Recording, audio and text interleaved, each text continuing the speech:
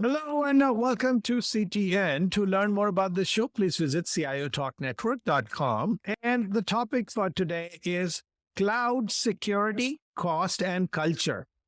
Technology is concerned. So what am I talking about here? So no one has to be sold on the value of cloud computing because it is utilized very well within the organization. It's actually been well adopted. But then at the same time, we hear quite a few reported challenges, significant ones, when people are trying to adopt and scale the use of cloud technology. So the ones which people are reporting the most are including like the security and the compliance concerns. There is an issue with integration and interoperability.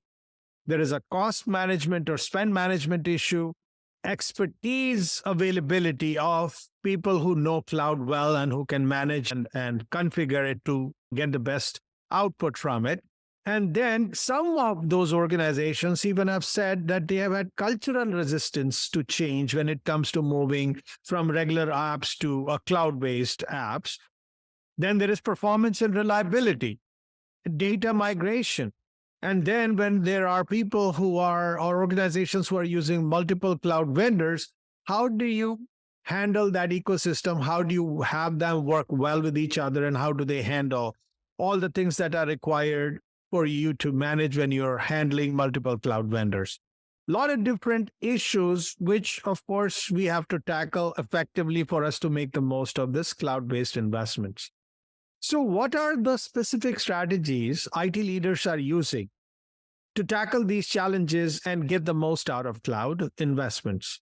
So to discuss this, I have Kemal Badur, who is the Assistant Vice President and Chief Technology Officer with the University of Chicago. Hey, Kemal, how are you? Good, Sanjog. How are you? Very good. Looking forward to having this conversation with you. Same here. All right, beautiful. So, Kemal, let's start with the security and compliance concerns people are having when migrating to cloud. So while we know that it can give you amazing throughput, it can have almost unlimited compute power and everything else. But then security and compliance has been holding a lot of organizations back from going full throttle. So what are these IT leaders, including yourself, doing to tackle that? And any best practices, which in my view, a best practice is something which works. What is that best practice that you can share with the listeners here? First, thank you for having me. I'm really looking forward to this conversation. I would say for us, the secret is to treat security as a first-class citizen in our cloud journey. We include our security partners in everything we do. And everything we have built in the cloud for our users has security baked in. Monitoring, identity, training, auditing, and more. And we believe we are very successful in moving quickly, giving our users what they want, but we're doing it with security. And I would also say the different people we have on our cloud team, whether they are developers, engineers, business analysts, they all consider security part of their job. So when they talk to a customer, they will not just say, I'll build this amazing thing for you. Security will then come clean it up.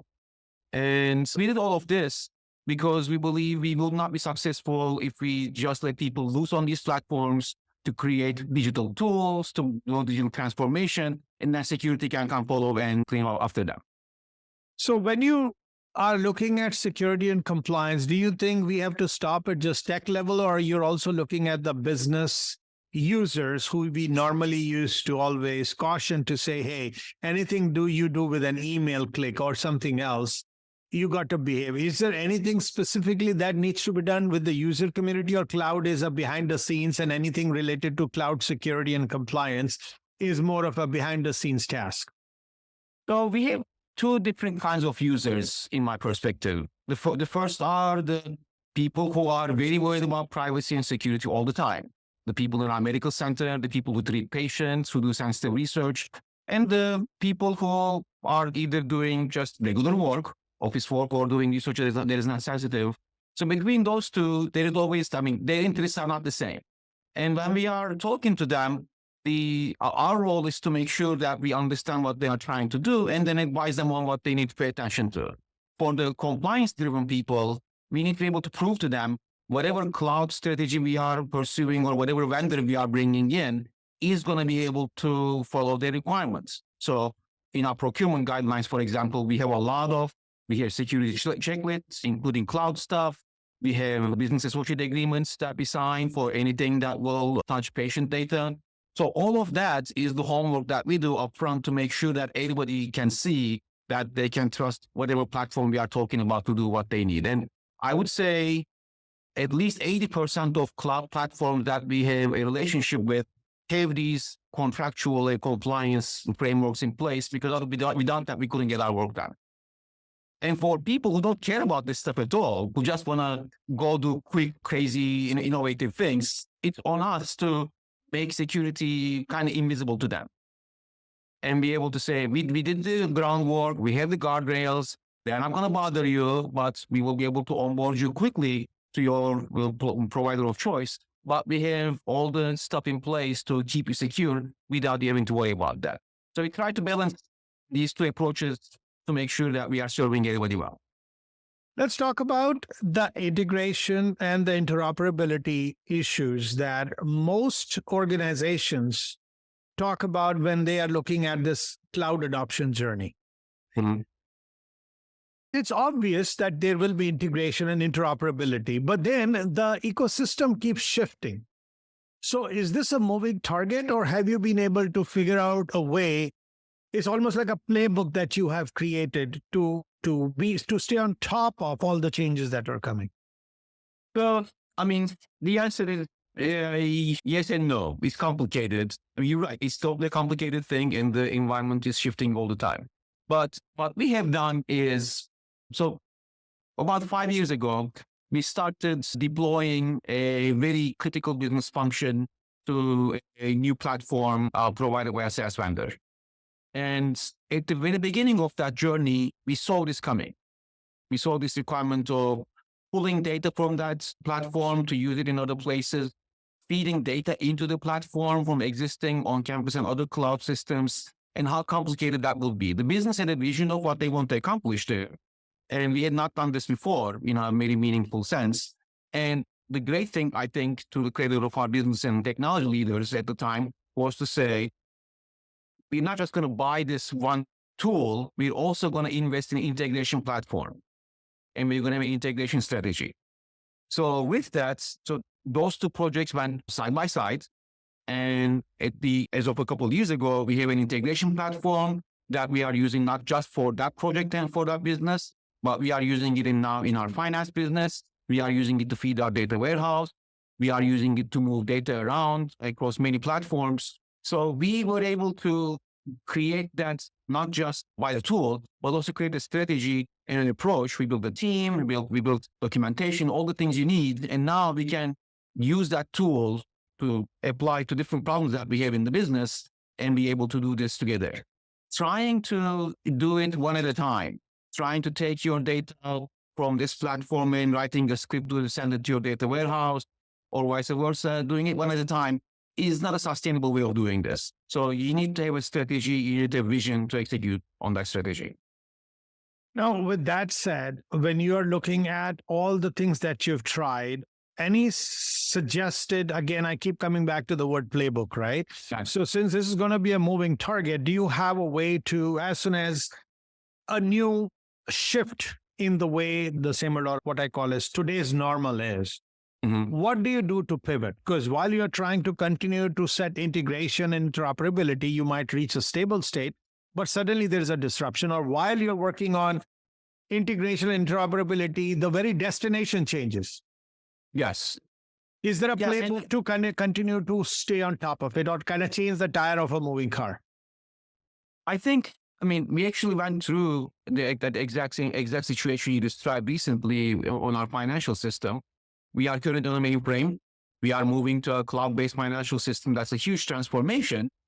And we realized during the project that the mainframe file transfers that we do to move data from one system to another, or to send it to a bank for your payroll, whatever we are doing, the system we have for that is not going to be sufficient for this new platform. And we had not even planned for that. But because we had an integration strategy, we could bring the same tool in play. We wrote the same team. that was doing the integration play for the whole organization and told them, can you solve this business problem we have here with the tool sets you have? And turns out they could. So we were fortunate that we had already made that investment and we could handle that problem and pivot in the right direction.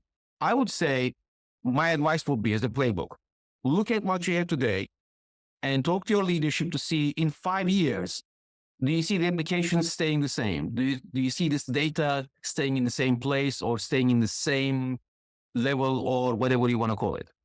And then based on that, see how we can actually plan. See how we can figure out what you need to build, where you need to build it.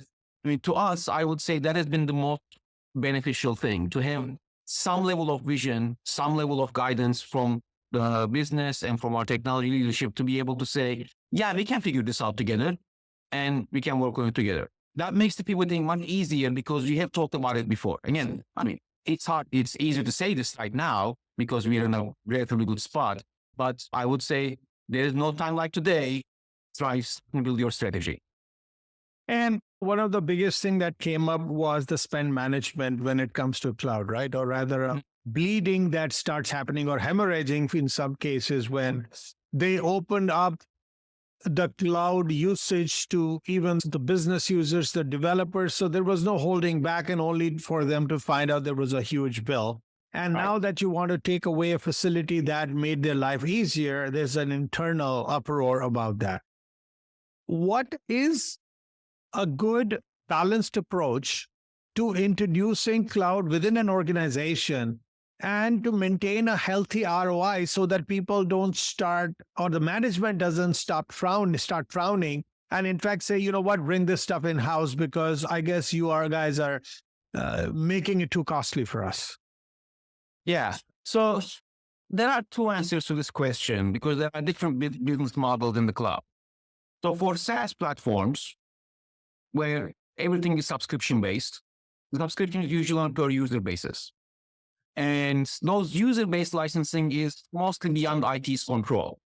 I can go to my finance business and say, you don't need licenses for your accountants on the finance cloud, or you don't need CRM licenses for your alumni relations people. So without that control, we try to do two things. One, writing a great contract up front. When you're negotiating, when there is still competition, every vendor is willing to give you concessions and to write a long-term contract. We've done that several times. It's worked out really well for us to write a 5-year, 10-year contract and negotiate caps on annual raises. That's been really good. After those expire, you still need to negotiate, but you, again, no day like today to start figuring it out. And the second thing that we do in a very distributed environment, that we have a lot of people who go buy their own subscription for this or that on their own, for a 3-person team, for a 10-person team. And we work with procurement to get a review of what we are spending money on and then find opportunities to consolidate those licenses into one enterprise license, which was great for security reasons, for compliance reasons, but also for cost savings. I mean, this way we save probably hundreds of thousands of dollars in excess spending by consolidating contracts. So this is the SaaS side. On IaaS, on infrastructure as a service, things are more complicated. Just yesterday, I listened to Airbnb's CTO talk about how they saved $60 million a year in cloud infrastructure costs by rationalizing their usage. And he talked about building dashboards, building logic to establish the cost of doing business for a reservation, for onboarding a host, for a search, which is very interesting stuff. But the key thing that he mentioned was that the average virtual machine utilization they saw in their environment was 15%. Means machines are sitting idle 85% of the time. So I would say, to save money here, you need to have good insights, good monitoring. You need to know what your patterns look like. You need to know what your trends look like.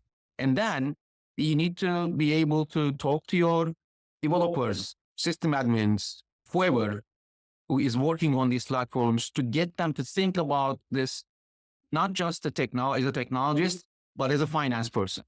Right? This is called finops. It's the cutesy abbreviation for it. You need to have people think about this and you need to pay attention to it. There is a lot of money to be saved. The Airbnb CTO said he estimates 50% of all cloud infrastructure spend is waste, which is a bracing number. And he believes that it can be saved. So I think there is a lot of opportunity out there, but it starts with looking at what you are doing and making sure your business is aware of what it's trying to accomplish out there. And hopefully we can help them do it in a more cost-conscious way. And when you are trying to do this cost-related management, Mhm.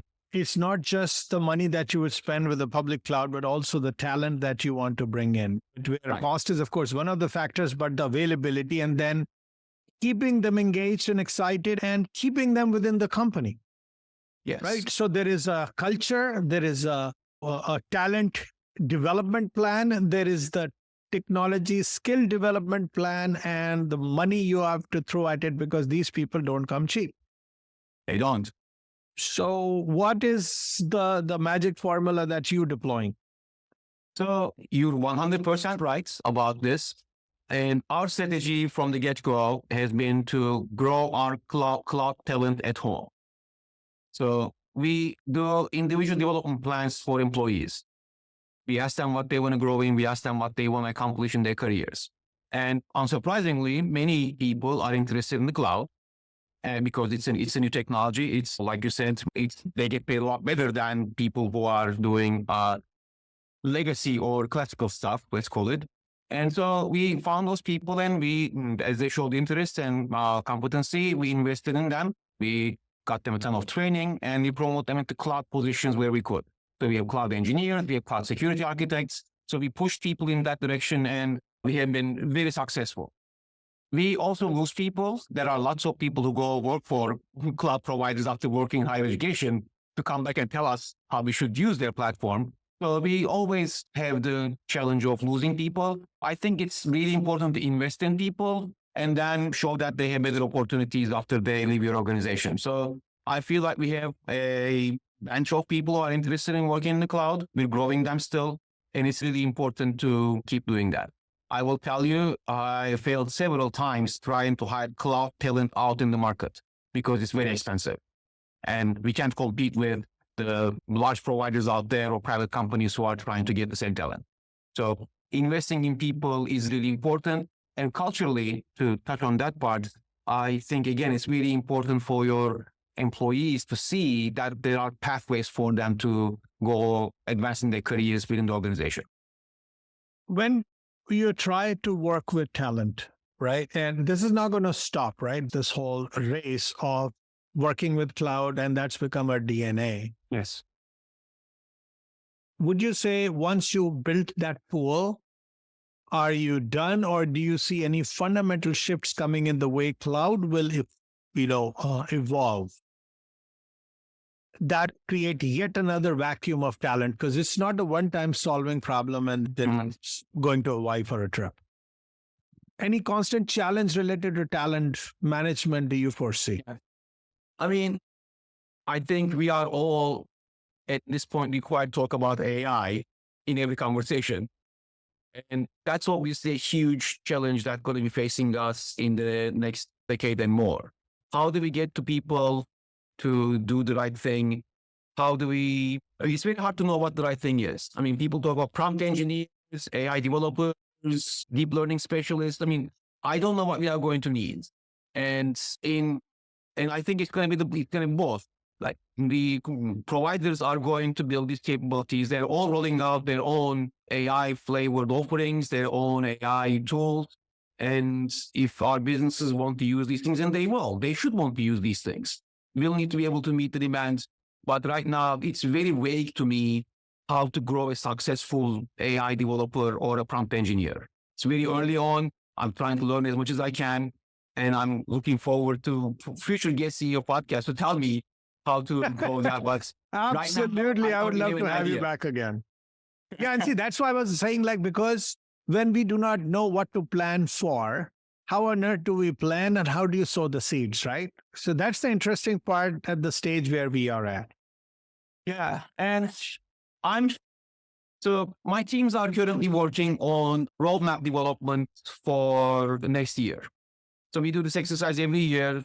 We have distinct teams, focus on the technology stacks, sit down and tell us What is their ideal future state? What are they seeing on the horizon? What goals do they have for themselves?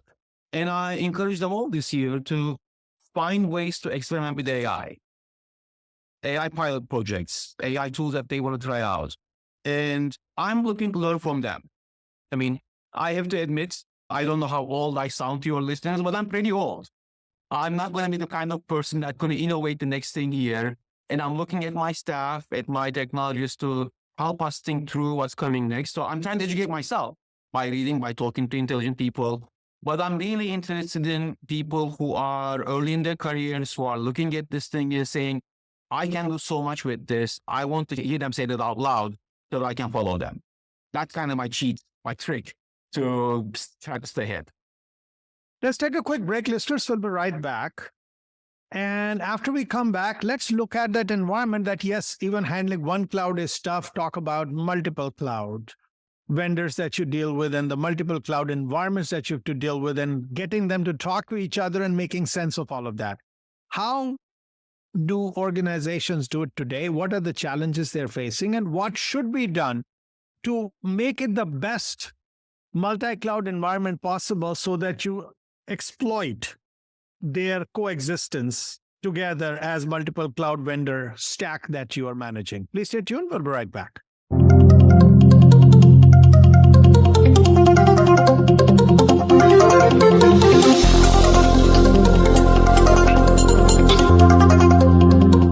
Today, enterprise technology is both strategic and global. Each week on CTN CIO Talk Network, IT thought leaders from around the world share their experience with listeners as they discuss with Sanjog All how they are trimming costs and partnering with business to innovate and help IT become more competitive, better care for customers, and improve the corporate bottom line.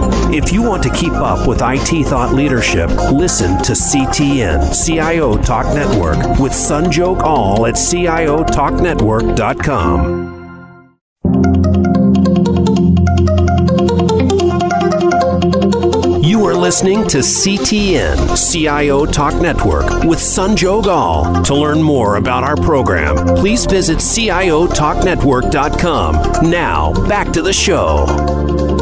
Welcome back. So, Kemal, we already know we started with this cloud journey. We spoke about different challenges, but then that was one. And each of those vendors, they have their own agenda, which is they have their own revenue targets, their growth targets, market share targets, and they are competitive. And you want competitors to come and work with you as if they were part of the same village, which I'm sure is not the easiest. So could you take us through a journey of how you guys, as University of Chicago, handled this multi-cloud adoption journey, and what have you learned during that journey?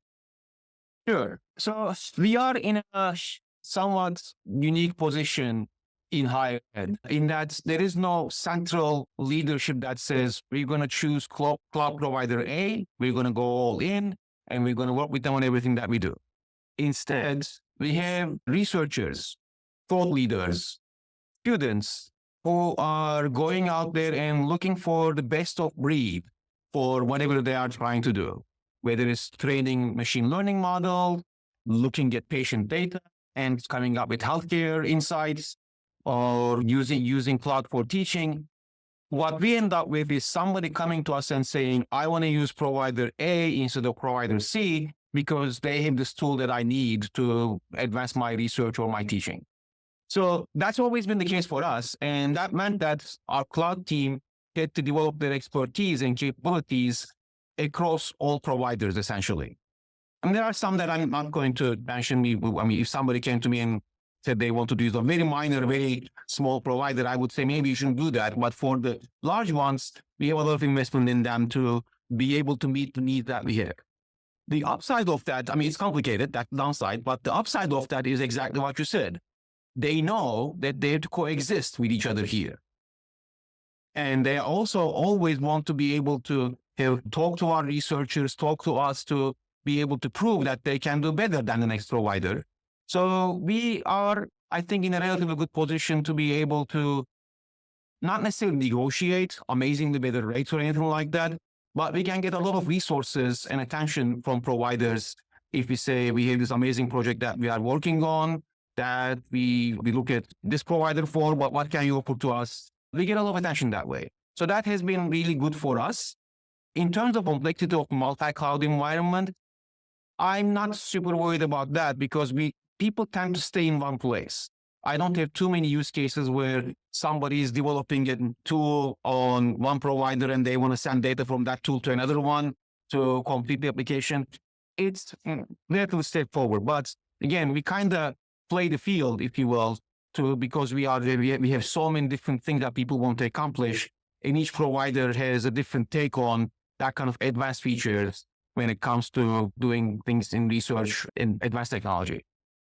Now, when you've done this, whatever you've done, and you said you're in a unique position, right, within higher ed, but other people are not as lucky or they do not have that unique positioning where they could command. They don't have as much leverage, if you will.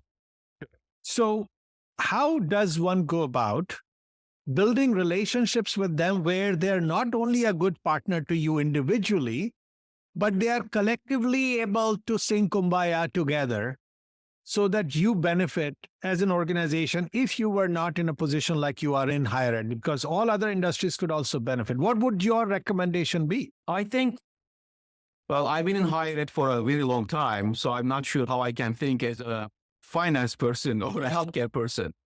But my general approach to vendor relationships, especially strategic vendor relationships, for vendors that you are not just cutting a check occasionally and buying something simple, is to engage them in deep conversations as much as you can. So I would say, don't just go to provider A when you need something from them. Go to them to have a briefing with them every quarter. Bring your senior leadership and talk to them to understand so that you can communicate your needs to them and they can tell you about their features.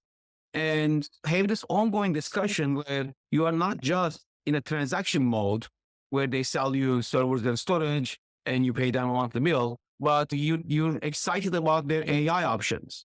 You want to learn about their capabilities for machine learning tools or IoT. Even if you're not going to do all that much with them right away, building that kind of deeper relationship, I believe, is really helpful to make sure that they understand what you are trying to do. They understand what they can sell you eventually or immediately. And then knowing that you are talking to everybody and you are building a strategy together, I think that's the way maybe to get them to the table together instead of separately or trying to beat each other for each scrap of your business. And when you are trying to do this, is there any shift that you're expecting in the cloud environment where today you might have confidence in all the major cloud providers, but as things are coming like Cloud 2.0 or Cloud 3.0, what would you recommend people do? Do they wait and watch for things to settle or to jump on the bandwagon? Because of course, there would be a tendency of one cloud provider versus another to try to say, hey, you take more payloads from me because I'm going to charge you more for that. So they'll try to go after one, or one cloud vendor will try to get the biggest share of the pie. I mean, they will always try that, right? And with rising interest rates, with inflation and uncertainty in business, I think we're going to see a shift in the way that tech companies work with us, where we might not get as good deals as we used to in the last 10 years. So that's certainly going to be an interesting change. And I believe this is easier said than done. I'm going to admit that before saying it. Having an exit strategy is really important. Being able to say, I have this workload in the cloud right now in this provider. I can pull it and deploy it somewhere else without spending $1 million. And that's always a great thing to be able to say. And over the last 10 years, our industry has innovated a lot with containers, with orchestration, with object stores. There's a lot of stuff we can do to kind of package your applications, package your tools, to be able to move somewhere else. that's certainly something that's worth investing in anytime in your cloud journey to make sure that you are as agnostic as possible. I know it's hard. I know it's not easy to do. I have pretty high confidence in all the major providers that we use, but yeah, it's hard to say what's going to happen in 12 months, 18 months, 2 3 years. If a provider decides, you know what, this is a side business for me. I'm not really interested in learning it anymore. I'm going to get out. Or I need to increase your prices by 500% because that's where I'm going to make money. That's not a fun place to be. We experienced some of that with some providers I'm not going to mention. And yes, we had some kind of an exit strategy, but it wasn't great. So it's always good to educate both yourself and your leadership about these things.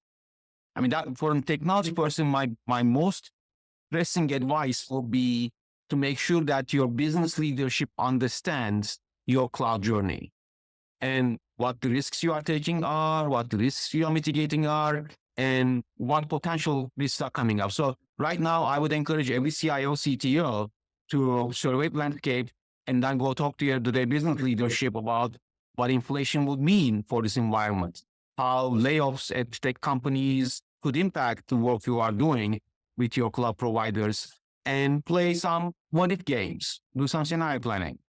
Again, it's hard to get the attention from the people that I'm talking about here, but I think it's a very unstable time right now. And that kind of planning would be very beneficial for everybody to understand where things could go and how we can work together instead of pointing fingers at each other when things start to go wrong. We spoke about cloud security earlier, but then how do you see the very landscape of cloud security? Because I remember earlier people used to say cloud security is an oxymoron, which means there is no possibility of cloud ever becoming secure. And now lately there are a lot of tools and service providers, folks who are started claiming that no, we can make the cloud secure. But at the same time, the security landscape itself is evolving. So if an organization is embracing cloud to the fullest, they have to step up in terms of, or rather up their security game and stay on top given the evolution. So what do you think is the best way for doing that? So first, the evolution has been very gratifying to watch. You're right. 10 years ago, when we would talk about putting something on the cloud, our security people would just laugh at the idea because it was considered so Wild West, so immature and everything. Today, that's no longer the case. I would say the native tooling, the security capabilities that are integrated into those cloud platforms are at this point astounding. They are very capable, they are very good, and we benefit a lot from using just the built-in tools. And I mean, just to give you an example, one of our providers for cloud storage recently rolled out ransomware protection. They have a constant watch over our storage, over our files, to detect a ransomware infection coming from one of our users, which is an amazing capability. And that's going to save us a ton of heartburn just because they are doing it on their backend and as part of our subscription to them. In addition to this native tooling, that's really good to see, the third-party ecosystem is very robust at this point too. There are lots of providers who are providing great value at different levels of the cloud stack. And honestly, it's very hard to keep track of them and how this market is evolving. But I mean, if you are starting off on your cloud journey, or if you are looking to secure your cloud presence, now is a great time. So you will have a lot of options. For the future, again, I'm going to go to AI. There is so much out there at this point. To your point earlier, we have presence in each cloud. We have data sitting across many different silos all over the place, including our own. And it's very hard to watch over these things. And we talked about the difficulty of hiring cloud people. Hiring security people is even harder. And hiring cloud security people, that's like the combination of the worst of both worlds. And AI tools that can augment the capabilities of our incident responders, security architects, everybody else are going to be very, very important. And I'm already talking to vendors who have an AI strategy, and they are generally focused on security as one of the primary use cases. So I think that's the very exciting thing that's going to happen in the future. to not replace security people, we can do that, but augmenting their capabilities, making sense of this big mess of signal that we get from all these looking platforms we have, all these tools we have. That's going to be an amazing advancement that I'm really looking forward to. Now, one last question I have for you, which is on one hand, we want to use cloud to the fullest, maximize whatever agility it can bring, and perhaps support innovation and maybe using AI or any other compute for data and analytics related. So everyone is looking forward to it. But then at the same time, we don't want to go overboard, undermining what the risks and concerns which we have with respect to cost and talent and security and everything else. So if we want to maximize that potential, what is that perfect pairing act or the balancing act that you recommend for leaders who are attempting to do the same? So I'll go back to what I said at the beginning. Security needs to be at the table. Security needs to be a first-class citizen instead of just an afterthought. And I don't believe a company is going to be strangled to death because security won't let them innovate on the cloud or anywhere else. I think the problem that we tend to end up with is we want to go and innovate something, we want to do something cool, but we forget to talk to security first. We forget to ask them how they can help. And in my experience, I mean, I work with some not so great security people. I'm not going to pretend they don't exist. But in my experience, the huge majority of security people want to be there with you to help you. They want to support you. They want to guide you in your journey, be there with you, instead of just sniping at you from afar and preventing from innovating. I think the conflicts really arise because you invite security after you failed and they have to come clean your mess. And at that point, if they are your janitor, they are not going to be particularly excited to work with you. So I would say your culture needs to focus on security, not just to bring them to the table for decision-making, for strategy, but also making sure that everybody sees security as their responsibility. So, for example, if you are rewarding your developers for building as many apps as possible, pushing as many features out as possible, but if you're not rewarding them for bug-free code or for fixing bugs instead of writing features, then you're giving them a signal. You're telling them security is not their problem. Security is not a priority. If you are telling your infrastructure people that moving servers to the cloud is their highest priority and nothing else matters, and if you are not rewarding them for patching their servers or doing vulnerability management, well, guess what? That's a signal to them too. So for us, we always try to balance the two by saying the innovation and the security by saying, you need to do both. Tell us how we are going to do both. And we're going to reward you for doing both at the same time.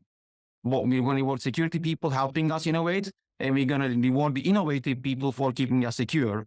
That way, knit them together instead of making them enemies.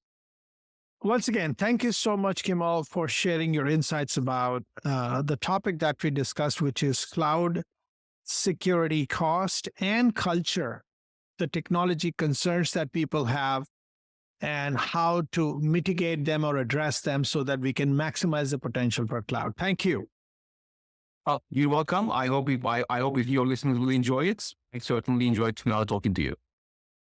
And listeners, please connect with us on social media and subscribe to our podcast. Once again, thank you for listening to CTN. This is your host, Sanjog Gall, signing off. Till next week, take care and God bless.